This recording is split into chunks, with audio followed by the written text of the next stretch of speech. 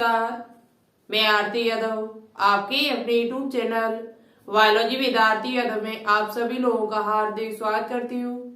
और जैसा कि आप सभी स्टूडेंट्स को मालूम है कि यहाँ पर हम एक मोस्ट इम्पोर्टेंट चैप्टर चला रहे हैं जिसका नाम है एनिमल किंगडम, जिसे स्टूडेंट्स पढ़ने के लिए बहुत डरते हैं और काफी हद तक यानी चैप्टर जो है आपको वो कम समझ में आता है। लेकिन यदि आप हमारे साथ पढ़ोगे तो ये चैप्टर आपको बहुत ही इजी लगेगा और बहुत अच्छा पढ़ने में लगेगा यदि लगातार आप हमारे साथ एनिमल किंगडम को पढ़ रहे हो।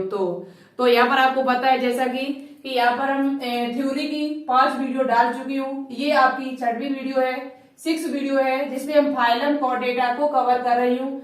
फाइलम कॉर्डेटा से संबंधित एक वीडियो आपकी डल चुकी है, लगभग 35 मिनट की होगी, जिसमें आधा कॉर्डेटा हम कवर कर चुकी हूँ। आधा बचा हुआ आज पूरा कवर कर दूंगी। दूसरी बात, आज आपका ये जो चैप्टर है एनिमल किंगडम, ये आपका फिनिश हो जाएगा। ठीक है, इससे जो भी एमसीक्यू बनेंगे वो आपको कल शाम 4 बजे देखने को मिलेंगे, यानी शाम 4 बजे। ठीक है, शाम 4 बजे ये एमसीक्यू आपको देखने को मिलेंगे।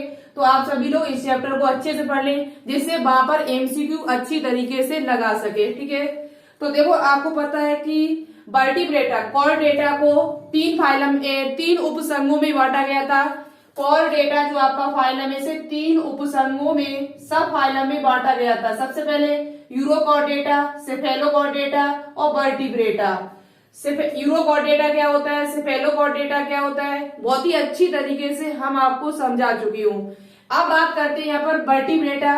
वर्टिब्रेटा में भी हम आपको कुछ चीजें बता चुकी हूँ। वर्टिब्रेटा को सबसे पहले 2 डिवीजन में बांटा गया, एनेथोस्टोमेटा और नेथोस्टोमेटा। नेथोस्टोमेटा का मतलब है जिसमें जॉ जो होते हैं, इनकी जबड़े जो है वो आपके उपस्थित होते हैं, जबकि अनेथोस्टोमेटा में आपके जो जॉ है वो आपके नहीं पाए जाते हैं। जो जबड़े हैं आपके वो आपके नहीं पाए जाते, तो उसे कहा जाता है अनेथोस्टोमेटा। ठीक है, इस क्लास के डिवीजन के अंतर्गत जो भी जीव आते हैं उनमें आपके जॉ नहीं पाए जाते, इनकी जबड़े नहीं पाए जाते।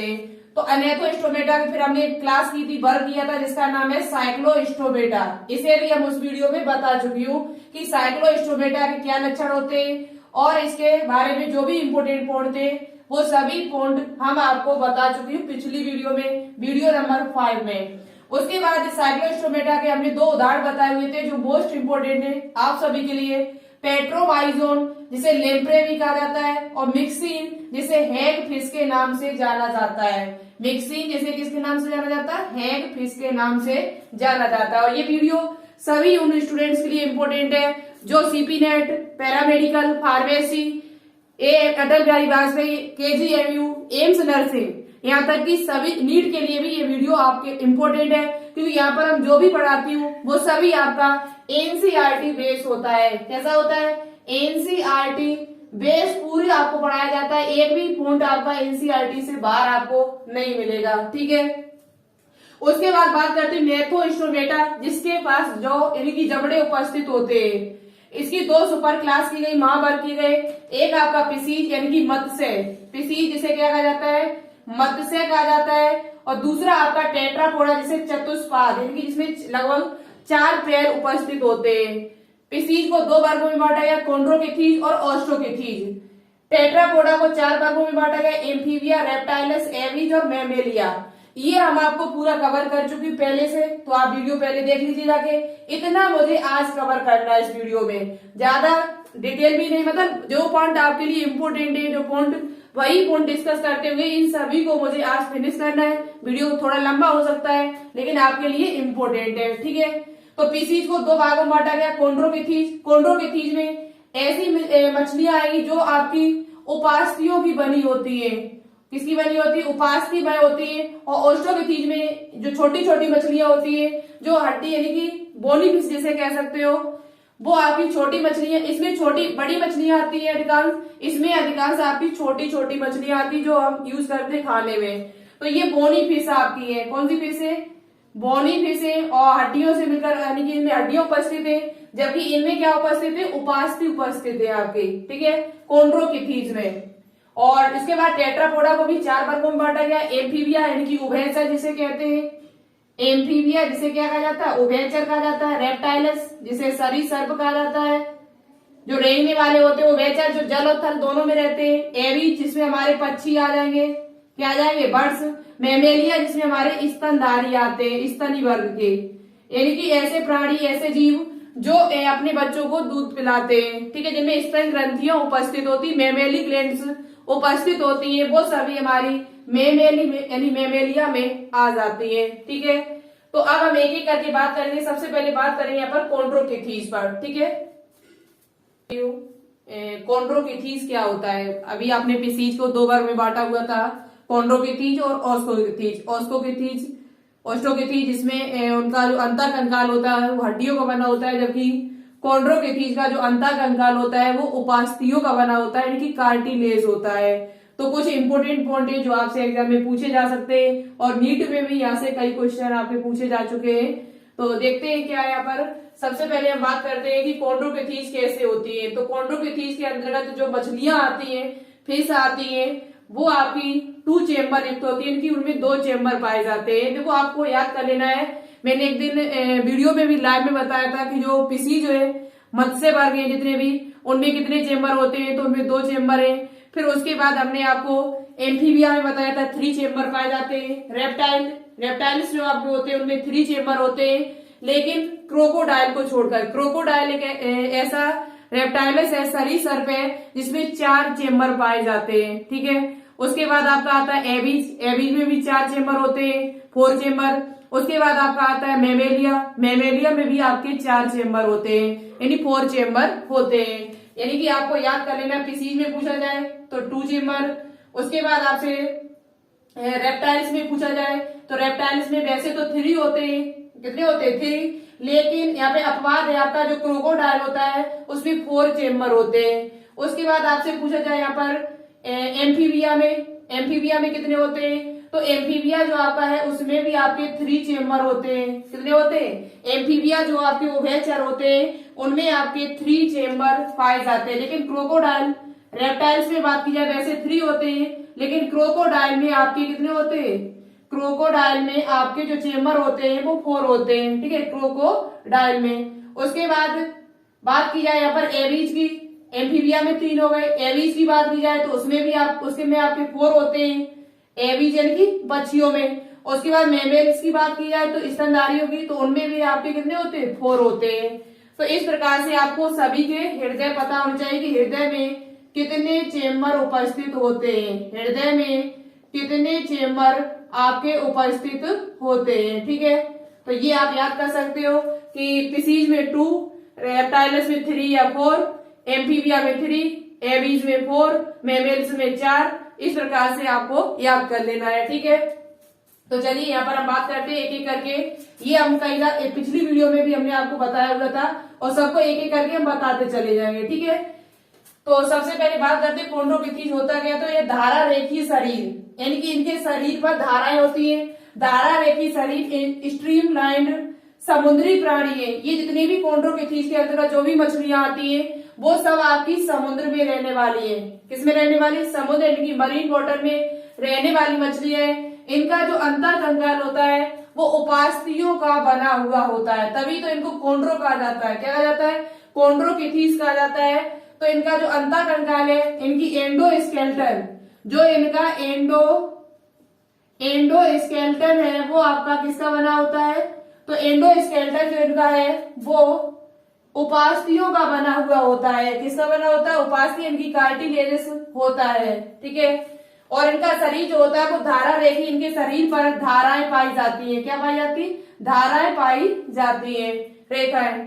इनका मुख जो होता है वो अधर तल पर होता है, इनकी वेंट्रल साइड होता है। ठीक है, मुख जो होता है वो किधर होता है? अधर तल, वेंट्रल साइड होता है। पृष्ठ रज्जु जो होती है इनमें वो लंबे समय तक बनी रहती है। इनकी जो पृष्ठ रज्जु होती है वो लंबे समय यानी चिरस्थायी होती है, इनकी लंबे समय तक रहती है। क्या? नोटोकॉर्ड इनकी। ठीक है, वायु कोश इनमें होते हैं, तो एयर ब्लैडर जो होते हैं वो अनुपस्थित होते हैं, इनमें वायु कोश नहीं पाए जाते हैं। एयर ब्लैडर जो होते हैं वो आपके नहीं पाए जाते।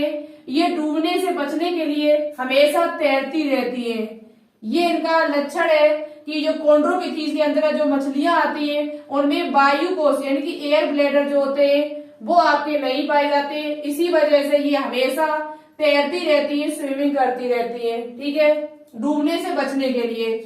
उसके बाद इनमें हृदय कितने होते हैं, तो 2 चेम्बर वाला हृदय होता है। 2 प्रकोष्ठ इसमें पाए जाते हैं, जिसमें एक आपका ऑरिकल और एक आपका वेंट्रिकल, एक आनंद होता है और एक आपका निलय होता है, ठीक है। ये सब असमतापी होते हैं, पॉइंट किलो थर्मस होते हैं, यानी कि ये अपने शरीर का तापमान जो है वो नियंत्रित नहीं कर पाते हैं, ठीक है। इनमें अपने शरीर का तापमान नियंत्रित करने की जो क्षमता होती है वो नहीं होती है। क्या करने की, तापमान नियंत्रित करने की क्षमता नहीं पाई जाती है। नियंत्रित करने की इनमें क्षमता जो होती है वो नहीं पाई जाती है। जैसे हम लोग अपना तापमान नियंत्रित कर लेते हैं, लेकिन ये अपना तापमान नियंत्रित नहीं कर पाते। हमारे शरीर का तापमान देखा जाए तो 37 डिग्री है, ये हमेशा ही रहता है, चाहे गर्मी पड़े, चाहे कितनी भी सर्दी पड़े, चाहे कितनी भी सर्दी पड़े, चाहे कितनी भी गर्मी पड़े, हमारे शरीर का जो अंदर का तापमान है वो 37 डिग्री सेंटीग्रेड ही रहता है। लेकिन इनका ऐसा नहीं है, ठीक है। उसके बाद इनमें कुछ विद्युत अंग उपस्थित होते हैं, इलेक्ट्रिक ऑर्गन उपस्थित होते हैं, विद्युत अंग उपस्थित होते हैं जो इलेक्ट्रिक छोड़ते हैं। जैसे कि उसमें उदाहरण पूछा जाए, ये आपसे कई बार पूछा जा चुका और इम्पोर्टेंट है आपके लिए, मोस्ट इम्पोर्टेंट है। पूछा जाता है ऐसी मछली का नाम बताइए जिसमें विद्युत अंग उपस्थित होते हैं, तो उसका नाम है टॉर्पीडो। क्या नाम है, टॉर्पीडो, ठीक है। कुछ उदाहरण यहाँ पर और दिए हुए, स्कॉलियोडॉन, डॉग फिश जिसे कहा जाता है, स्कॉलियोडॉन जिसे क्या कहा जाता है, डॉग फिश कहा जाता है। डॉन डॉग, यहां से याद कर लीजिए, डॉन डॉग एक ही जैसा शब्द लग रहा है। तो स्कॉलियोडॉन जिसे डॉग फिश कहते हैं, प्रिस्टस जिसे सांप फिश कहते हैं। आपकी एनसीईआरटी बुक में एक फिगर दिया हुआ है जिसमें जैसे आरी होती है हमारी, उसमें इस प्रकार से नुक आपके पाए जाते हैं, आरी होती है, आपने आरी देखी होगी, तो उसमें इस प्रकार से यानी कि काटने के लिए वो पाए जाते हैं। तो ऐसे ही आपका इस मछली में पाया जाता है, इसीलिए इसे सॉ फिश कहा जाता है, ठीक है। आप चित्र देखेंगे, नहीं तो हम इसे यहाँ पर लगा देंगे, ठीक है। यहाँ पर हम फिगर लगा लेंगे, आप देख लेना। प्रिस्टस जो होता है जिसे सॉ फिश कहा जाता है, जिसे आरा मछली कहते हैं, ठीक है। कारकेरोडोन जिसे विशाल सफेद शार्क कहा जाता है। जो बड़ी बड़ी जितनी भी मछलियां होती है वो सब आपकी कोन्ड्रोकिथीज में आती है। तो कारकेडोन, कार कैसी होती है, बड़ी, इनकी विशाल सफेद शार्क, व्हाइट शार्क। ट्राइगोन एक ऐसी मछली है, ये भी आपसे पूछा जा सकता है। ट्राइगोन एक ऐसी मछली है जिसे व्हेल शार्क कहा जाता है, जिसमें विष दंश पाए जाते हैं, जिसे पॉइजन स्टिंग कहते हैं। यानी कि इसमें विष के लिए कुछ संरचनाएं पाई जाती हैं, विष के लिए कुछ दंश जैसी संरचनाएं उपस्थित होती हैं। किसमें, ट्राइगोन में। किसमें उपस्थित होती है, ट्राई यानी कि त्रिभुज से आप याद कर सकते हो कि त्रिभुज में कुछ विशेष संरचनाएं उपस्थित है जिसे दंश, ये दंश कह सकते हो, ठीक है। तो ट्राइगोन को क्या कहते हैं, विष दंश कहा जाता है। और एक बात याद रखना कि ये जो मछलियां होती है, इनकी कोन्ड्रोकिथीज के अंतर्गत जो मछलियां होती है, इनमें क्या होता है, त्वचा जो होती है इनकी वो दृढ़ होती है, और साथ ही साथ इनमें प्लेकॉर्ड स्केल्स भी पाए जाते हैं। इनका शरीर जो होता है वो कुछ इस प्रकार से आप देख सकते हो। इनके शरीर पर क्या होता है, छोटे छोटे प्लेकॉर्ड जैसी संरचना भी उपस्थित होती है। इस प्रकार से प्लेकॉर्ड जैसी संरचना उपस्थित होती है, जिन्हें क्या कहा जाता है, पट्टाव हिंदी में कहते हैं पट्टाव शल्क युक्त। प्लेकॉर्ड इंग्लिश में कहा जाता है प्लेकॉर्ड कहा जाता है, प्लेकॉर्ड स्केल्स, और हिंदी में कहा जाता है पट्टाव शल्क युक्त संरचनाएं। तो ये संरचनाएं इनमें उपस्थित होती है। और इनमें गिल्स सिल्ड भी पाए जाते हैं। क्या पाए जाते हैं, गिल्स सिल्ड भी पाए जाते हैं, जो किसी से भी नहीं ढके होते हैं। इनमें अपारकुलम जो होता है वो उपस्थित नहीं होता है। यानी कि ये जो गिल्स है आपके, जो इनके गिल सिल्ड पाए जाते हैं वो किसी से भी ढके हुए नहीं होते हैं। तो ये भी पॉइंट आप लिख सकते हो कि इन मछलियों में गिल्स सिल्ड जो होते हैं, क्या होते हैं आपके, गिल्स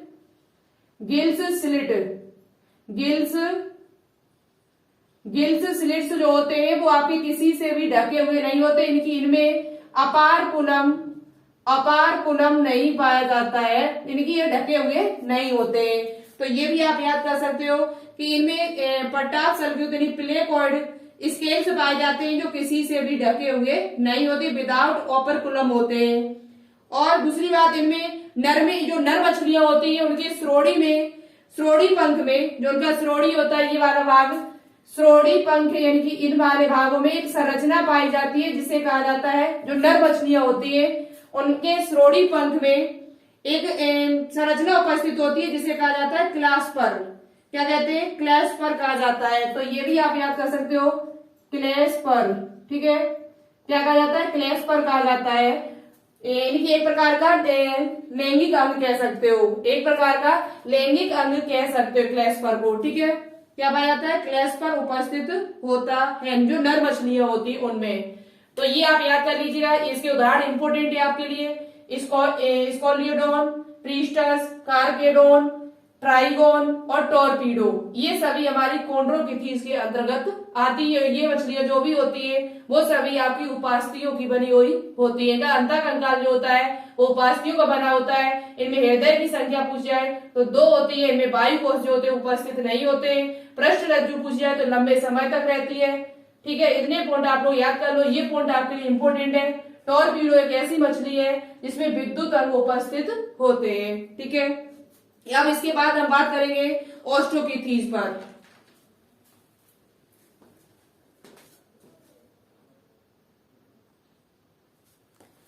तो देखिएगा, इसमें कॉन्ड्रोकिथीज में हम यहाँ पर हमने फिगर बना दिया है जिसे आप अच्छी तरीके से समझ सकते हो कि कॉन्ड्रोकिथीज में क्या क्या विशेषताएं होती है।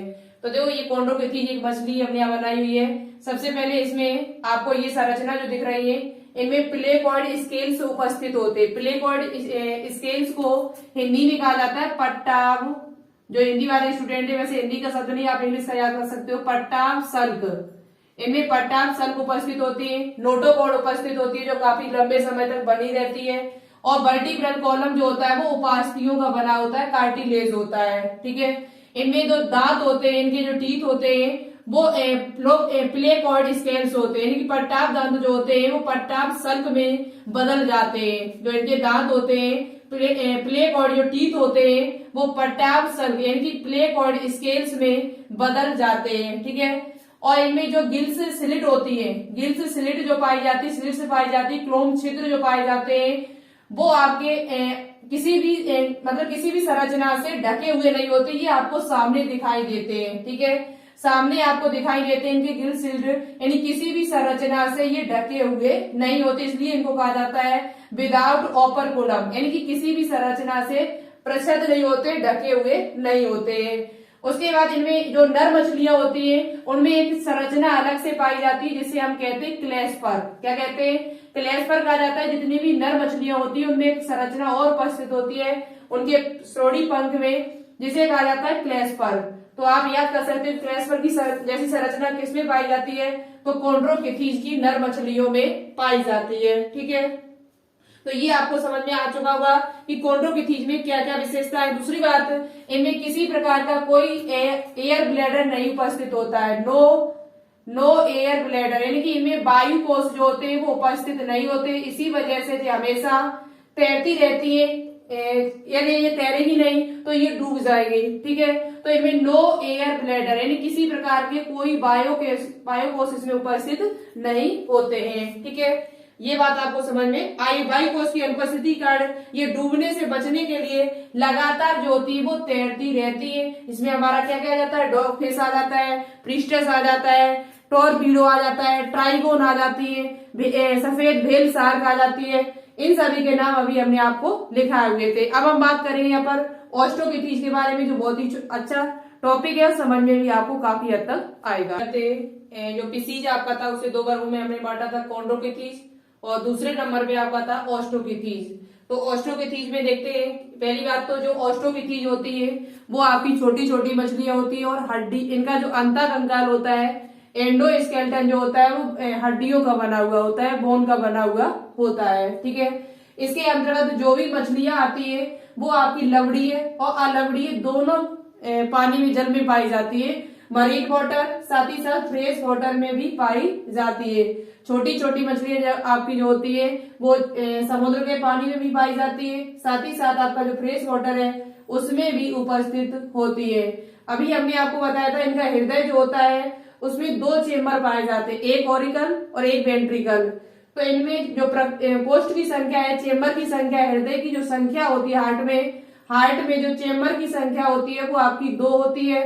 इनका जो तापमान होता है वो असमतापी है। पॉइल क्लोथर्मस है, ये इनमें तापमान सहने की क्षमता नहीं होती है। ठीक है, कैसे? ये असमतापी पॉइल क्लोथर्मस। उसके बाद निषेचन कैसा होता है? तो बाह्य होता है। इनका निषेचन जो होता है वो बाह्य होता है, एक्सटर्नल होता है। और इससे पहले वाली जो कॉन्ड्रोकिथीज थी उनका जो निषेचन होता है वो इंटरनल होता है, फर्टिलाइजेशन। उनका जो फर्टिलाइजेशन है आपका वो कैसा होता है?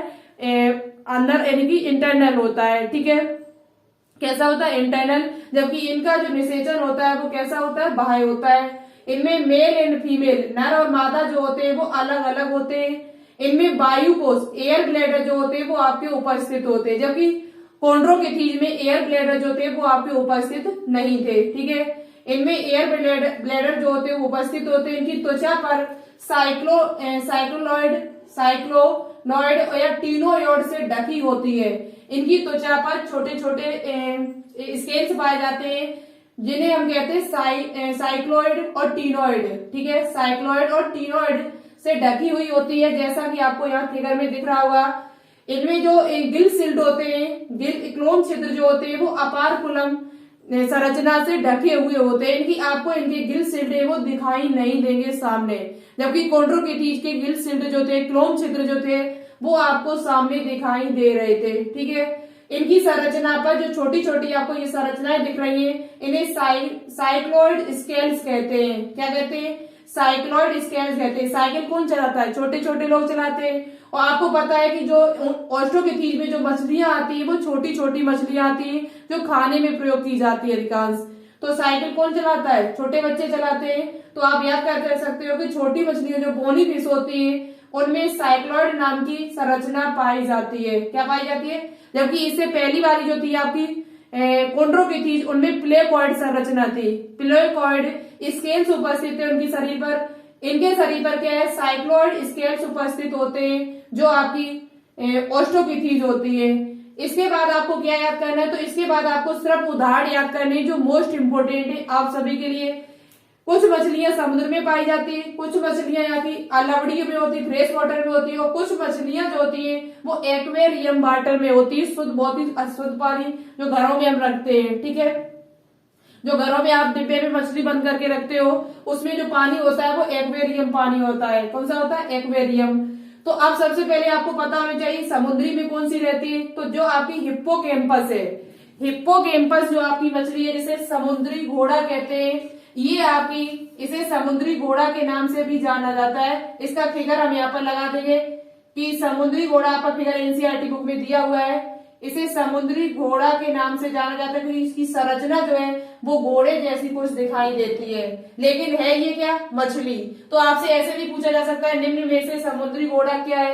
तो आप ये ना सोचते कि ये पीछे घोड़ा शब्द लगा हुआ है तो ये घोड़े का नाम होगा, ऐसा नहीं है। यहाँ पर ये एक मछली का नाम है जो समुद्र के पानी की लवड़ीय पानी में पाई जाती है। इसमें पाई जाती है मरीन वाटर में पाई जाने वाली एक प्रकार की मछली है जिसका नाम है हिप्पोकैम्पस, जो घोड़े जैसी दिखाई देती है।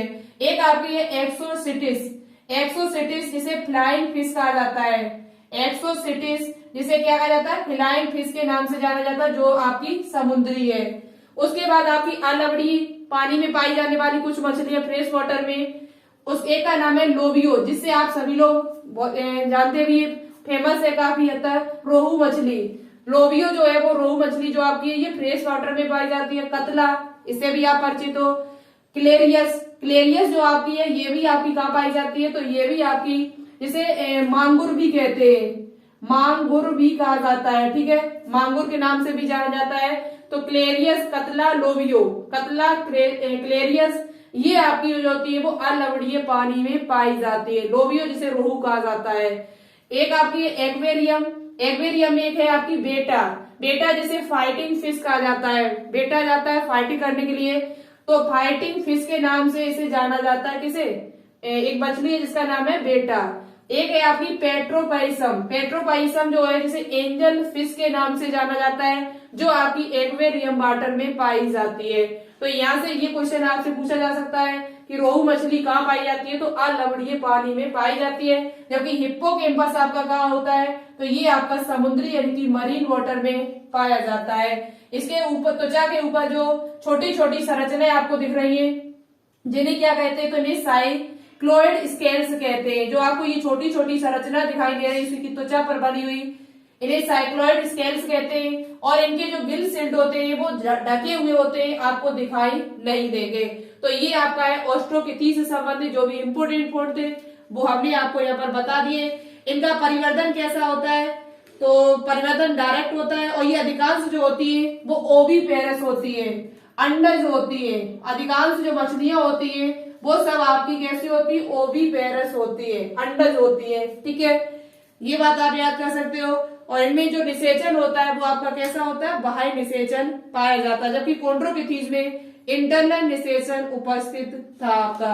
अब हम बात करेंगे आगे, जो आपका नेक्स्ट है टेट्रापोडा, जिसमें उसे 4 वर्गों में बांटा गया था। सबसे पहला आपका उसमें था एम्फीबिया। एम्फीबिया जिसे उभयचर कहते हैं, आपको पहले से पता है उभयचर किसे कहा जाता है, तो वे प्राणी जो जल और थल दोनों जगह पाए जाते हैं। वे प्राणी जो जल और थल यानी कि स्थल दोनों जगह पर पाए जाते हैं उसे क्या कहा जाता है, उभयचर कहा जाता है, एम्फीबिया कहते हैं। ठीक है, उभय मतलब दोनों ओर, दोनों यानी कि जल में भी रह सकते हैं और थल में भी रह सकते हैं, स्थल में भी रह सकते हैं जहाँ पर पानी नहीं होता है।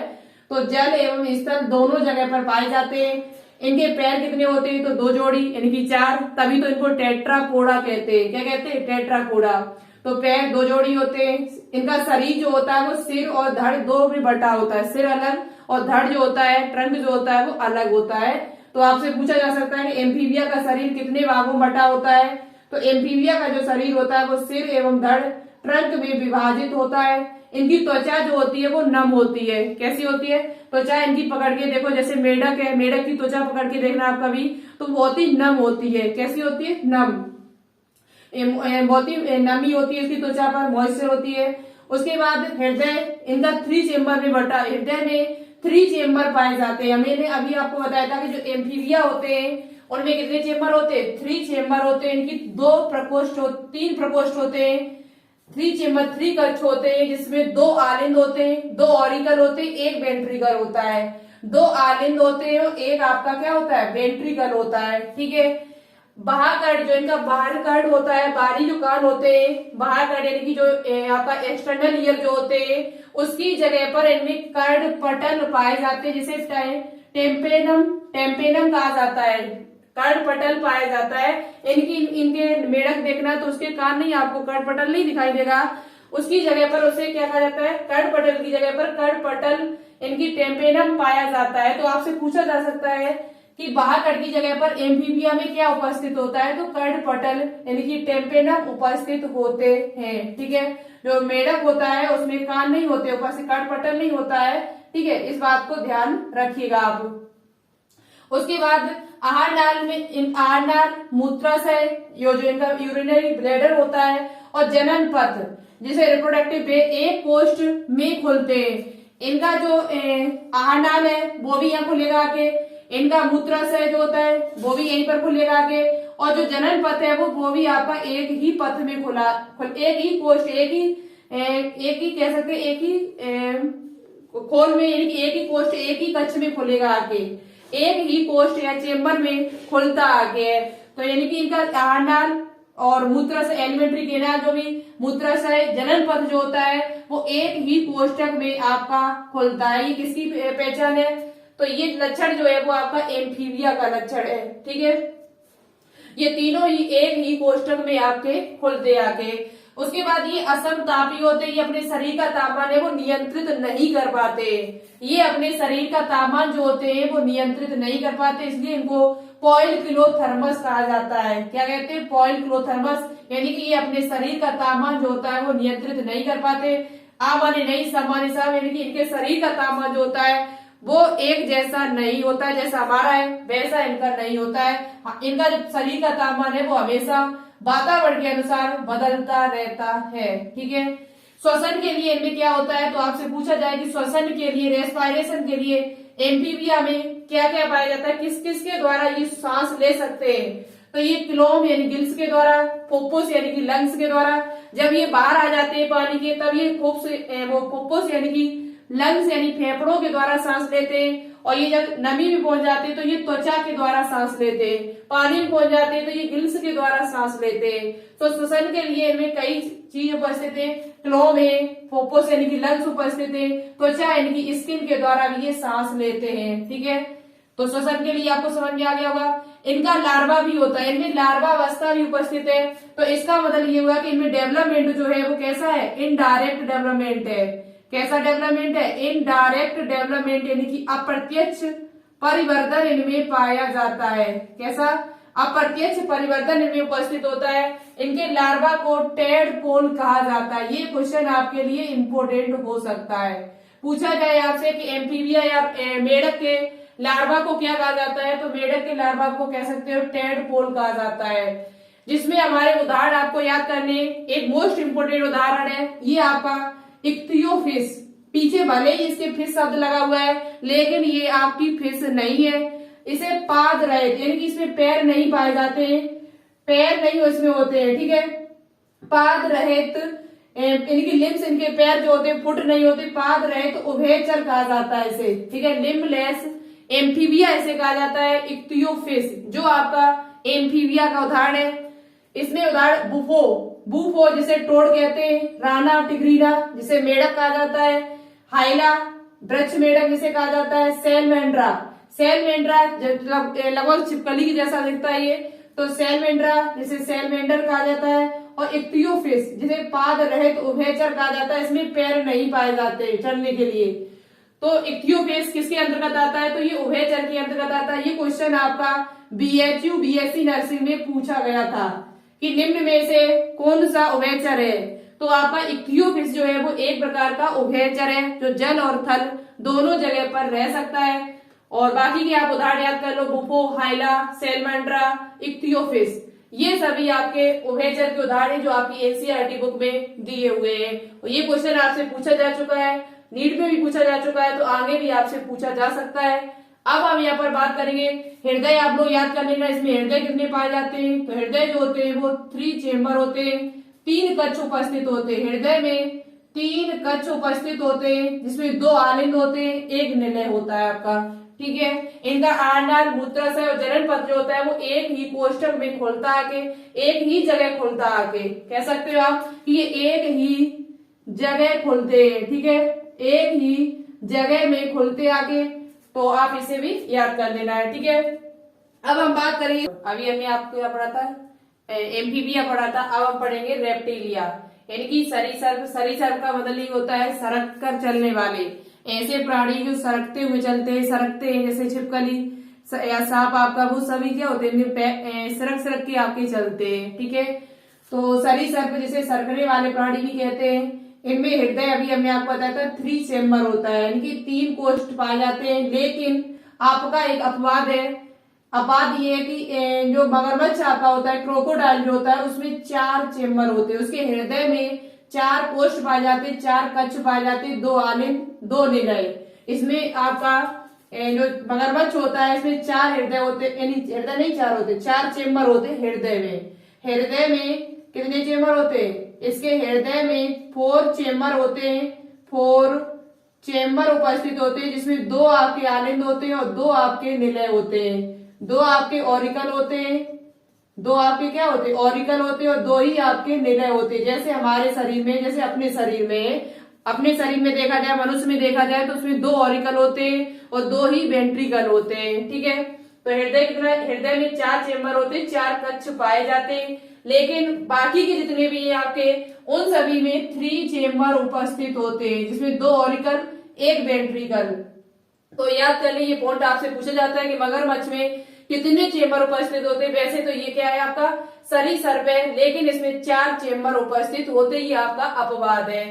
ये असमतापी होते हैं, ये अपने शरीर का तापमान जो है वो नियंत्रित नहीं कर पाते, तो ये पॉइल क्लोथर्मस होते हैं। तो आपने एम्फीबिया स्पीसीज एम्फीबिया और रेप्टेलिया, ये तीनों ही आपके असमतापी होते हैं। तो 3 आपके असमतापी होते हैं, बाकी बचे हुए जो 2 हैं आपका एबीज और मेमेलिया, ये दोनों ही आपके होम्योथर्मस होते हैं, यानी कि समतापी होते हैं, जो अपने शरीर का तापमान है वो समान रखते हैं, यानी कि अपने शरीर के तापमान को नियंत्रित करके रखते हैं।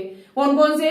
एबीज और मेमेलिया, यानी कि पक्षी वर्ग में जो भी आते हैं, और साथ ही साथ जो आपके स्तनधारी होते हैं, ये सभी आपके कैसे होते हैं? समतापी होते हैं। इससे पहले जो भी आपने पढ़ा है पिसीज, आपका एम्फीबिया, सरीसर्प, ये सब आपके असमतापी होते हैं। ठीक है, अच्छी तरीके से आपको क्लियर हो रहा होगा जो भी हम यहाँ पर पढ़ा रही हूँ। श्वसन किसके द्वारा करते हैं? फेफड़ों के द्वारा करते हैं। निषेचन कैसा होता है? तो आंतरिक होता है, क्योंकि ये बाहर, अब तो देखो निषेचन किसमें बाहर होता है? निषेचन फर्टिलाइजेशन जो होता है वो बाहर उन्हीं में होगा जो पानी में पाए जाते हो। पानी में जो प्राणी रहते हैं, पानी में जो जीव रहते हैं, उनमें हमेशा याद रखना उनका निषेचन जो होता है वो बाहर होता है, क्योंकि वो अपने अंडे या जो भी होता है को रिलीज कर युग्मक को रिलीज कर देते हैं। तो पानी में इधर से दूसरा युग्मक आता है, मादा युग्मक नर युग्मक आपस में मिल जाते हैं पानी में, लेकिन बाहर कहाँ मिलेंगे आके? समझ में आएगी यार? तो ये ऐसा तो नहीं होगा, क्योंकि ये बाहर, तो ये जो आपके सरीसृप होते हैं वो आपके कहाँ होते हैं? बाहर होते हैं, थल में होते हैं। तो हमेशा याद रखिए जो पानी में होते हैं उनके निषेचन बाह्य होता है अधिकांश, और जो पानी से बाहर होते हैं उनका निषेचन जो होता है, फर्टिलाइजेशन होता है, वो आपका आंतरिक होता है। ठीक है, इसमें क्रेटिन द्वारा निर्मित बाह्य त्वचीय सल्ग या प्रसल्ग स्केल्स या स्कूट्स पाए जाते हैं। जो सरीसृप होते हैं उनके शरीर पर, जैसे आपने सांप देखा होगा, सांप में केचुली उपस्थित होती है, तो वो केचुली जो होती है उसे सल्ग या प्रसल्ग कहते हैं, जिसे कहा जाता है स्केल्स या स्कूट्स। तो जो इनमें क्रेटिन द्वारा, किसके द्वारा? क्रेटिन क्या है? तो क्रेटिन एक प्रोटीन है जिस क्रेटिन जो हमारे नाखून में भी पाई जाती है। तो क्रेटिन द्वारा निर्मित बाह्य त्वची सल्ग या प्रसल्ग स्केल्स या स्कूट्स पाए जाते हैं, जो एपिडर्मल स्केल्स हैं। इसके जो स्केल्स होते हैं वो एपिडर्मल होते हैं, एपिडर्मल से बने होते हैं, जबकि पिसीज में जो स्केल्स पाए जाते हैं, जो सल्ग आपके पाए जाते हैं पिसीज में, मत्स्य वर्ग में, वो आपके डर्मल होते हैं। कैसे होते हैं? डर्मल, यानी कि डर्मिस से बने हुए होते हैं। तो ये आपके डर्मल होते हैं, जबकि ये आपके एपिडर्मल होते हैं, जो सरीसृपों में होते हैं स्केल्स। ठीक है, इनके उदाहरण आप याद कर लीजिए, उदाहरण इंपोर्टेंट है आप सभी के लिए, क्योंकि उदाहरण में आप कंफ्यूज हो सकते हो। क्लोन जिसे टर्टल कहा जाता है, क्या कहा जाता है? टर्टल कहा जाता है। टेस्ट्यूडो जिसे टोर्टाइस कहा जाता है। केमलियन जिसे वृक्ष छिपकली कहते हैं, केमलियन जो होता है उसे वृक्ष छिपकली भी कहा जाता है। ठीक है, आपकी एनसीईआरटी बुक में इसका नाम इंग्लिश में दिया होगा, इंग्लिश वाली बुक में आप देख लेना। कैलोटस, कैलोटस जिसे बगीचे की छिपकली कहते हैं, इनके इंग्लिश के नाम हम नहीं लिख के लाए, मुझे याद नहीं रहा, सो सॉरी। तो आप याद कर लेना, एक बार गूगल पे सर्च करके देख लेना कि इसे और क्या कहते हैं। ठीक है, तो कैलोटस जिसे बगीचे की छिपकली कहते हैं। एलिगेटर, या एलिगेटर आपका होता है। क्रोकोडाइल्स जिसे घड़ियाल कहते हैं। हेमीडेप्टाइलस, हेमीडेप्टाइलस जिसे घरेलू छिपकली कहते हैं, हाउस लिजर्ड। जहरीले सर्प जो आपका नाजा जिसे कोबरा कहा जाता है, ये आपका जहरीला सर्प होता है जो सरीसृप के अंतर्गत आता है। ठीक है, जहरीला सर्प जिसे नाजा, नाजा ना आजा मेरे पास, तो जहरीला सर्प कौन सा? आपका नाजा, जिसे क्या कहा जाता है? कोबरा। उसके बाद आपका एक बाइपरा, बाइपरा भी आपका होता है, एक प्रकार का सांप है शायद, तो ये भी आपका सरीसृप के अंतर्गत आता है। ठीक है, तो यहाँ पर आपके याद करने के लिए सबसे इम्पोर्टेंट आप हृदय याद कर लो, इसका तापमान याद कर लो, असमतापी होते हैं, निषेचन कैसा होता है, श्वसन किसके द्वारा लेते हैं? तो फेफड़ों के द्वारा लेते हैं। इसमें ये पूछा जाता है कि मगरमच्छ में कितने हृदय पाए जाते हैं? तो मगरमच्छ में 4 हृदय, वो सॉरी क्या 4 हृदय नहीं, हृदय में 4 चेम्बर पाए जाते हैं। बार बार वही गलती हम कर रहे हैं। मगरमच्छ में 4 चेम्बर पाए जाते हैं उसके हृदय में। कहा? हृदय के अंदर 4 चेम्बर उपस्थित होते हैं। 1 2 3 4 चेम्बर उसमें उपस्थित होते, 4 कक्ष उपस्थित होते। बात करते हैं तीसरा वर्ग है हमारा एबीज। एबीज जो इसमें आपके पक्षी आते, सभी जितने भी पक्षी होते हैं वो सब एबीज वर्ग में आ जाते हैं। ठीक है, तो सबसे पहला पॉइंट तो आपको यही याद कर लेना कि एबीज जो भी होते हैं, पक्षी वर्ग जो भी आपके पक्षी आपके आते हैं, उन सभी में 4 चेम्बर होते हैं। उनके हृदय में 4 कक्ष पाए जाते हैं, 2 आलिंद, 2 निलय, 2 ऑरिकल, 2 वेंट्रिकल। ठीक है, और ये कैसे होते हैं? ये आपके समतापी होते हैं। इससे पहले जो भी आपके थे वो सब असमतापी थे, लेकिन ये आपका होमियोथर्मस होते हैं, यानी कि समान तापमान इनकी तापमान जो होता है वो हमेशा समान रहता है। जैसे हमारे शरीर का तापमान हमेशा समान रहता है, उसी प्रकार से पक्षियों का जो शरीर तापमान होता है वो भी हमेशा समान होता है, होमियोथर्मस होता है, यानी कि ये अपने तापमान को नियंत्रित कर सकते हैं। इनका तापमान जो भी है वो हमेशा रहता है। जैसे हमारे शरीर का तापमान 37 डिग्री रहता है सेंटीग्रेड में, तो 37 ही रहता है, चाहे आप सर्दी भी चले जाओ चाहे गर्मी में आ जाओ, ठीक है, चाहे कितनी भी भयंकर से भयंकर। तो यहाँ पे ये समतापी होते हैं, होमियोथर्मस होते हैं। हृदय में 4 चेम्बर्स पाए जाते हैं। मुख्य लक्षण इनका है कि शरीर के ऊपर इनकी पंखों की उपस्थिति प्रेजेंट होने की वजह से साथ ही साथ इनमें क्या है, उड़ने की क्षमता होती है, इनमें उड़ने की क्षमता होती है। लेकिन आपका एक अपवाद भी है, कुछ ऐसे भी है जो उड़ नहीं पाते हैं, जैसे ऑस्ट्रिच, इसे शुतुरमुर्ग कहते हैं। आपको कमेंट बॉक्स में कमेंट करके बताना होगा इसके अलावा और भी कोई पक्षी ऐसा है जो उड़ नहीं पाता है, तो ये आप मुझे बताना। एक तो आपका ऑस्ट्रिच है जिसे शुतुरमुर्ग कहते हैं, जो उड़ नहीं सकता है, लेकिन बाकी के अधिकांश जो पक्षी होते हैं वो सभी आपके उड़ सकते हैं और उनके ऊपर पंख उपस्थित होते हैं। क्या उपस्थित होते हैं? पंख जो होते हैं वो आपके उपस्थित होते हैं। इनका अग्रपाद जो होते हैं, जो आगे वाले पैर, अग्र मतलब आगे, पाद मतलब पैर, जो आगे वाले जो पैर होते हैं वो रूपांतरित हो जाते हैं, बदल कर पंख बना लेते हैं। क्या बना लेते हैं? आपके पंख बना लेते हैं। आपसे पूछा जाए कि इनके पंख कैसे बने हुए, तो आगे वाले पैर रूपांतरित होकर पंख बना लेते हैं। इनकी त्वचा जो होती है वो शुष्क होती है, ड्राई होती है, ठीक है। और दूसरी बात, इनमें मूत्राशय यानी कि जो आपका यूरिनरी ब्लैडर जो होता है वो इनमें उपस्थित नहीं होता है। मूत्राशय जो होता है वो अनुपस्थित होता है, ठीक है, नहीं पाया जाता है। पूंछ में इनकी तेल ग्रंथि पाई जाती है। इनकी पूंछ जो होती है उनमें तेल ग्रंथि यानी कि ऑयल ग्लैंड्स उपस्थित होती है, जिसे यूरोपाइजियल या प्रीन ग्रंथि कहते हैं। जो पक्षी होते हैं उनकी पूंछ में तेल ग्रंथि पाई जाती है, ऑयल ग्लैंड्स पाई जाती है, जिसे यूरोपाइजियल या प्रीन ग्रंथि कहते हैं। लेकिन आपका एक कुछ ऐसे पक्षी भी है जिनमें ये ग्रंथि पाई भी नहीं जाती है। एक आपका ऑस्ट्रिच है, दूसरा आपका तोता, पैरट। तो ऑस्ट्रिच और तोता में ऐसे पक्षी है जिनमें आपकी ये तेल ग्रंथि जो होती है वो नहीं पाई जाती है, ठीक है। क्या नहीं पाई जाती है? तेल ग्रंथि। कौन सी? यूरोपाइजियल या जिसे प्रीन ग्रंथि के नाम से जाना जाता है। इनका कंकाल, लंबी अस्थियां, कंकाल में जो लंबी अस्थियां होती है वो खोखली होती है, होलो होती है, जिसकी वजह से ये बहुत ऊंचाई तक उड़ सकते हैं। यदि इनकी हड्डियां भारी होती तो ये बेचारे नहीं उड़ पाते, लेकिन इनमें हड्डियां जो होती है वो कैसी होती है? खोखली होती है, ठीक है। श्वसन फेफड़ों के द्वारा करते हैं। निषेचन इनका आंतरिक होता है। आपको पता है जल में तो रहेंगे नहीं, जल में नहीं रहेंगे तो इनका निषेचन जो होता है वो अधिकांश कैसा होता है? आंतरिक होता है, इंटरनल होता है। और ये अंडा जो होते हैं यानी कि ओविपेरस होते हैं। ये अंडे के रूप में जन्म देते हैं बच्चे को, तो इसलिए इनको अंडज कहा जाता है, यानी कि ओविपेरस कहा जाता है। ऐसे प्राणी जो अंडे को जन्म देते हैं उनको ओविपेरस कहा जाता है। ऐसे प्राणी जो बच्चे को जन्म देते हैं उनको विविपेरस कहा जाता है, यानी कि जरायुज कहा जाता है, ठीक है।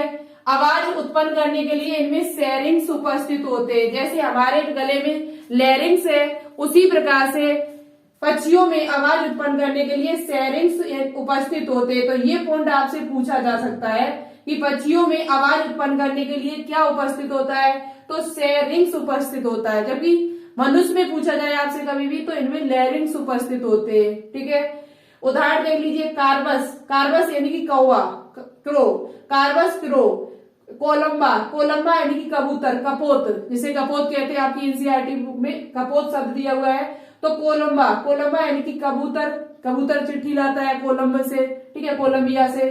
तो कोलंबा जिसे कबूतर कहते हैं। सिटकुला जिसे तोता कहा जाता है, सिटकुला, सीटी बजाता है तोता, हमेशा तुमने देखा होगा वो आवाज निकाल लेता है तरह तरह की, तो वो सीटी बजाता है, तो आप तोता यानी कि सिटकुला जिसे तोता कहा जाता है। पेमो क्रिस्टस, मोर, राष्ट्रीय पक्षी हमारा, इसे तो आपको याद ही होना चाहिए। स्ट्रेथियो जिसे ऑस्ट्रिच कहा जाता है, जो उड़ने वाला न पक्षी है, जो उड़ नहीं सकता है, इसे क्या कहा जाता है? स्ट्रेथियो।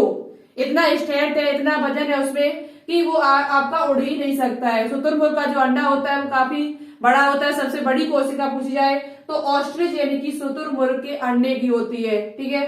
सबसे बड़ी कोशिका किसकी होती है? शुतुरमुर्ग के अंडे की। और दूसरी बात, सूडोगाइपस जिसे क्या कहा जाता है? गिद्ध कहते हैं। गिद्ध आप हमारे यहाँ तो नहीं रहे इतने, लेकिन आपको याद कर लेना कि सूडोगाइपस जो सूडो यानी कि एक प्रकार का कीड़ा होता है सूडी नाम का, उसे खाने का प्रयोग करते हैं। तो आप याद कर लो सूडोगाइपस। या कोई गाय खत्म हो जाती है तो उसे किसी गाय खत्म हो गई है, मर गई है, तो या तो कहीं हम खेत में डाल आए किसी क्षेत्र में, फील्ड में, तो उसे खाने के लिए कौन आते थे? गिद्ध आते थे। कौन आते थे? गिद्ध। तो सूडोगाइपस जिसे गिद्ध कहते हैं, ठीक है। एटिनोडाइटिस जिसे पैगवन कहते हैं। एटिनोडाइटिस जिसे क्या कहते हैं? पैगवन। ये जो भी लिखे हुए हैं ये वैज्ञानिक नाम लिखे हुए हैं, ठीक है। उनका वैज्ञानिक नाम लिखा हुआ है कार्पस कौआ, कार्वस कौआ, कोलंबा कबूतर, सिटकुला तोता, पेवो मोर, स्ट्रेथियो ऑस्ट्रिच, सूडोगाइपस यानी गाय को खाने वाला कौन होते थे? पहले गिद्ध हुआ करते थे जो खा लेते थे, उसे बिल्कुल खत्म कर देते थे। एटिनोडाइटिस जिसे पैगवन कहते हैं, इसे आप याद कर लें। और ये हमेशा याद रखिए, ये अंडज होते हैं और इनका आवाज उत्पन्न करने के लिए क्या उपस्थित होता है? सेरिंग्स उपस्थित होते हैं। इनमें मूत्राशय का अभाव होता है, इस बात को भी आप लोग याद कर सकते हो, ठीक है। और एक ऑस्ट्रिच और तोता जो होता है उसमें तेल ग्रंथियां नहीं पाई जाती है, ठीक है। और इनके अग्रपाद जो होते हैं वो रूपांतरित होकर पंख बना लेते हैं। इनमें चोंच भी पाई जाती है। इनमें थोड़ा है, बहुत ही अच्छा। यहाँ पर एक दो क्वेश्चन आपसे पूछे ही जाते हैं कि जो मैमेलिया स्तनधारी है उनको स्तनधारी क्यों कहते हैं? तो उसका रीजन क्या है कि इनमें स्तन ग्रंथि पाई जाती है। इनका मुख्य लक्षण है कि दूध उत्पन्न करने के लिए, मिल्क उत्पन्न करने के लिए इनमें ग्रंथि उपस्थित होती, ग्लैंड्स उपस्थित होती है, जिन्हें स्तन ग्रंथि या मेमेरी ग्लैंड्स कहा जाता है। तो मुख्य लक्षण आपको इन्हें स्तनधारी क्यों कहते हैं, मैमेलिया क्यों कहते हैं? तो उसका यही लक्षण है कि इनमें मेमेरी ग्लैंड्स उपस्थित होती है। क्या उपस्थित होती है? मेमेरी ग्लैंड्स जो होती है, मेमेरी ग्लैंड्स जो है वो आपकी उपस्थित होती है। इसकी वजह से इनको स्तनधारी कहा जाता है। ये अपने बच्चों को दुग्ध पिलाते हैं, ठीक है। इनमें हृदय की संख्या कितनी है? तो 4 चेम्बर उपस्थित है। और दूसरी बात, ये आपके समतापी होते हैं, होमियोथर्मस होते हैं। कैसे होते हैं? होमियोथर्मस ये आपके होते हैं, होमियोथर्मस ये आपके होते हैं। उसके बाद इनका मुख्य लक्षण क्या है? दूध उत्पन्न करना है। त्वचा में इनके रोम पाए जाते हैं, बाल पाए जाते हैं, हेयर और उपस्थित होते हैं। इनमें बाह्य कर्ण पल्लव यानी कि पिन्ना भी उपस्थित होता है। ये जो आपका पार्ट है इसे पिन्ना कहा जाता है, कर्ण पल्लव कहा जाता है, जो एक प्रकार का अवशेषी अंग भी है, ठीक है। अवशेषी अंग यदि आपसे पूछा जाए तो आप कर्ण पल्लव बता सकते हैं। पहले के कर्ण पल्लव जो पहले आपने देखा वो बहुत बड़े बड़े कर्ण पल्लव थे, लेकिन आप बहुत छोटा रह गया है, तो ये एक अवशेषी अंग भी है आपका। तो बाह्य कर्ण पल्लव यानी कि पिन्ना पाया जाता है, एक लक्षण ये इनका है। निषेचन इनका आंतरिक होता है, इंटरनल होता है। कुछ को छोड़कर बाकी के जो आपके सभी होते हैं वो बच्चे को जन्म देते हैं, इनकी जिन्हें जरायुष कहा जाता है। कुछ को छोड़कर, कुछ को कौन सा है जो मोस्ट इंपोर्टेंट है आपके लिए याद करना, ये आपसे पूछा जाता है कि ऐसा कौन सा स्तनधारी है जो बच्चे को जन्म न देकर अंडे के रूप में जन्म देता है। तो वो आपका प्लेटिपस, जिसे डक बिल या ऑरिन्थोरिंकस कहा जाता है। क्या कहा जाता है? ऑरिन्थोरिंकस कहते हैं। पूछा जाए आपसे निम्न में से ऑरिन्थोरिंकस क्या है? अंडज है या जरायुज है? यानी कि विविपोरस है या ओविपेरस है? तो आपका आंसर क्या आएगा? ये आपका अंडज है। क्या है आपका? अंडज है, यानी कि ओविपेरस है, जो अंडे के रूप में जन्म देता है बच्चे को। कुछ को छोड़कर जैसे प्लेटिपस या डकबिल या जिसे ऑरिन्थोरिंकस कहते हैं, जो अंडे को जन्म देता है, से सभी स्तनधारी जो होते हैं आपके मैमेलिस होते हैं वो बच्चे को जन्म देते हैं, ठीक है। जरायुज का मतलब है विविपोरस, जो बच्चे, ऐसे प्राणी जो बच्चे को जन्म देते हैं उनको जरायुज या विविपोरस कहा जाता है। क्या कहा जाता है? विविपेरस कहते हैं। उसके बाद इनमें श्वसन के लिए डायाफ्राम उपस्थित होता है, पेशियों का बना हुआ डायाफ्राम उपस्थित होता है फेफड़ों से नीचे, जो बच्च गुहा को और उदर गुहा को 2 भागों में विभाजित कर देता है। जो हमारा एब्डोमिनल है और थोरेक्स जो है कैविटी, यानी बच्च गुहा थोरेक्स कैविटी, और उदर गुहा यानी कि एब्डोमिनल उदर गुहा, उसे 2 भागों में विभाजित करने का जो काम कर रहा है वो कौन कर रहा है? डायाफ्राम। और ये श्वसन में भी सहायक होता है। श्वसन तो फेफड़ों के द्वारा लेते हैं, लेकिन जो श्वसन में सहायक अंग है आपका जो मोस्ट इंपोर्टेंट है वो आपका डायाफ्राम है। ठीक है, डायाफ्राम की सहायता से हम सांस सही तरीके से ले सकते हैं। इनका दंत विन्यास भी अलग अलग प्रकार से है। इनका जो दांत, हमारे दांत जो होते हैं, मनुष्य के जो दांत है या किसी के दांत को 3 नामों से जाना जाता है, अलग अलग प्रकार के होते हैं। विषम दंती, यानी कि अलग अलग प्रकार के दांत होते हैं। कृंतक, रत्नक, अग्रचवर्णक, चवर्णक, यानी कि आपको पता है कैनाइंस की संरचना कैसी होती है, प्रीमोलर की संरचना कैसी होती है। तो विषम प्रकार के, यानी कि विषम प्रकार के इनमें दांत उपस्थित होते हैं। साथ ही साथ ये दांत जो है वो 2 बार भी उगते हैं। जो स्तनधारियों में जो दांत होते हैं, कुछ उनमें दांत जो होते हैं वो 2 बार उगते हैं, 2 बार दंती होते हैं। साथ ही साथ थिगोडेंट होते हैं, यानी कि हमारे गर्त दंती जिसे कहते हैं। हमारे दांत जो होते हैं वो हड्डियों में धसे हुए होते हैं, हड्डियों के गर्त में धसे हुए होते हैं, गड्ढे में धसे हुए होते हैं, इसलिए इनको गर्त दंती भी कहा जाता है। तो दांतों का विन्यास देखा जाए तो अलग अलग तरीके से है। मनुष्य में देखा जाए तो 3 नामों से जाना जाता है, गर्त दंती, द्वार दंती और विषम दंती। 4 प्रकार के दांत पाए जाते हैं, किसी में 2-4 प्रकार के, किसी में 3 प्रकार के। तो इस प्रकार से आपको पता होना चाहिए। तो ये आपके लक्षण किसके थे? स्तनधारी के लक्षण है, जिनके उदाहरण आपको याद करने। कुछ जरायुज हैं, विविपेरस हैं, जो बच्चे को जन्म देते हैं। किसको जन्म देते हैं? बच्चे को। जैसे मैक्रोपस यानी कंगारू बच्चे को जन्म देता है। टेरोपस जिसे फिलाइन फोकस कहा जाता है, टेरोपस जिसे क्या कहा जाता है? फिलाइन फॉक्स कहा जाता है। उसके बाद कैमेलस, कैमिलस यानी कि ऊंट जिसे कहते हैं। मकाका जिसे बंदर कहा जाता है, मकाका, बंदर को क्या कहते हैं? मकाका, काका, काका कहते हैं कि नहीं कहते? बंदर को क्या कहते हैं? काका। चूहा जिसे रेटस कहते हैं। डॉल्फिन, डॉल्फिन आपकी जो है वो एक स्तनधारी है। आपसे पूछा जा सकता है कि डॉल्फिन है वो कैसी है, जरायुज है या अंडज है, बच्चे को जन्म देती है या अंडे को जन्म देती है? तो हमेशा याद रखिए जो डॉल्फिन होती है, सामान डेलीफिनस जिसे कहते हैं, वो बच्चे को जन्म देती है। बेली निप्टेरा, ब्लू व्हेल, जो ब्लू व्हेल आपकी है वो भी बच्चे को जन्म देती है। देखने में मछली जैसी लगती है लेकिन है क्या? आपकी स्तनधारी।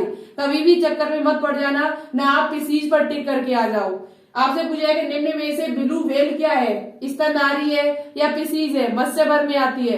तो हमेशा याद रखना ये स्तनधारी है आपकी। क्या है आपकी? मेमेलस है, मेमेलिया है और मेमेल वर्ग में आती है। इनकी एक प्रकार की स्तनधारी प्राणी है। ब्लू व्हेल जैसे क्या कहा जाता है? बेली निप्टेरा, बेली निप्टेरा कहा जाता है। यदि आप ब्लू व्हेल के पास में पहुंच जाओ तो हो सकता है आपको खा ले, तो आपको निपट ले, खा सकती है वो। ठीक है, आपके शरीर को निपट जाएगी, खा लेगी। पेंथ्रा टाइगर्स जिसे बाघ कहते हैं, पेंथ्रा लियो जिसे शेर कहते हैं, केनस कुत्ता, फेलस बिल्ली, एलिफस हाथी, इक्वस घोड़ा। इक्वस जो होता है, इक्वस ये घोड़े का वैज्ञानिक नाम होता है। एलिफस हाथी का है, फेलस बिल्ली का है, केनस कुत्ता को कहते हैं और पेंथ्रा टाइगर्स बाघ को कहते हैं। किसे कहते हैं? बाघ को। पेंथ्रा लियो शेर को कहते हैं। तो इस प्रकार से आपको याद होना चाहिए। ब्लू व्हेल ये आपके लिए इंपॉर्टेंट हो सकती है, क्योंकि आपसे पूछा जाए कभी भी कि ब्लू व्हेल क्या है, स्तनधारी है, पिसीज है, तो आप याद कर लें बेली निप्टेरा जो है वो एक प्रकार का स्तनधारी है। ठीक है, जबकि इक्थियोफिश पूछा जाए आपसे, जो अभी हमने आपको पीछे उभयचर में लिखाया हुआ था, वो आपका उभयचर है। ठीक है, इक्थियोफिश वो फिश में नहीं आता बल्कि एक उभयचर प्राणी है। और ये आप याद कर सकते हो प्लेटिपस क्या है? तो ये प्लेटिपस जो है वो अंडे के रूप में अंडे को जन्म देता है, अंडे के रूप में बच्चे को जन्म देता है, अंडे को देता है, यानी कि अंडज होता है। ठीक है, तो ये प्लेटिपस अंडे को जन्म देता है। बाकी के जो आपके यहाँ पर नाम लिखे हुए ये सब बच्चे को जन्म देते हैं। किसे जन्म देते हैं? बच्चे को जन्म देते हैं। ठीक है, तो हमारे हिसाब से आपको समझ में आ गया होगा ये चारों वर्ग और साथ ही साथ ओस्ट्रोकिथीस एंड कॉन्ड्रोकथीस, ये सब आपको अच्छी तरीके से समझ में आए होंगे। जो भी इनके मेन पॉइंट थे वो हमने आपको लिखा दिए। कोई दिक्कत है आपको तो कमेंट बॉक्स में कमेंट करके हमसे जरूर पूछें। वीडियो बनाने में काफी मेहनत लगती है, 2-3 घंटे में ये वीडियो हमारी तैयार हो पाई। रात का टाइम है, रात के टाइम ये वीडियो बना रहे हैं। ठीक है, सब लोग सो चुके हैं, तो जो भी हमने मेहनत की आपके लिए की है। वीडियो अच्छी लगे तो इसे ज्यादा से ज्यादा अपने दोस्तों के साथ शेयर जरूर करिएगा, जिससे उनको भी ये टॉपिक सरल लगने लगे। बहुत सरल टॉपिक है, ऐसे 1-2 बार यदि आप पढ़ोगे लिखोगे तो आपको आराम से ये पूरा टॉपिक समझ में आ जाएगा। ठीक है, और बाकी के जितने भी फाइलम है उससे सबसे बड़ा फाइलम आपका कॉर्डेटा ही है। बाकी के छोटे छोटे फाइलम थे, एक दिन में हमने सब निपटा दिए थे, लेकिन कॉर्डेटा को मैंने 2 बार भी बताया तब ये पूरा आपका हो पाया। ठीक है, तो आज की वीडियो को यहीं पर फिनिश करते हैं। इसी से आपको इसी जो ये टॉपिक है इसी से शाम 4 बजे आपको क्वेश्चन मिलेंगे। तो आप पढ़ के आए अच्छी तरीके से, 2-3 बार रिवाइज करके आए, जिससे आपको क्वेश्चन लगाने में कोई भी दिक्कत ना आए। फिर इसके बाद हम नेक्स्ट चैप्टर स्टार्ट करेंगे, जो भी आपका होगा तो वो हम आपको बता देंगे। ठीक है, तब तक के लिए जय हिंद।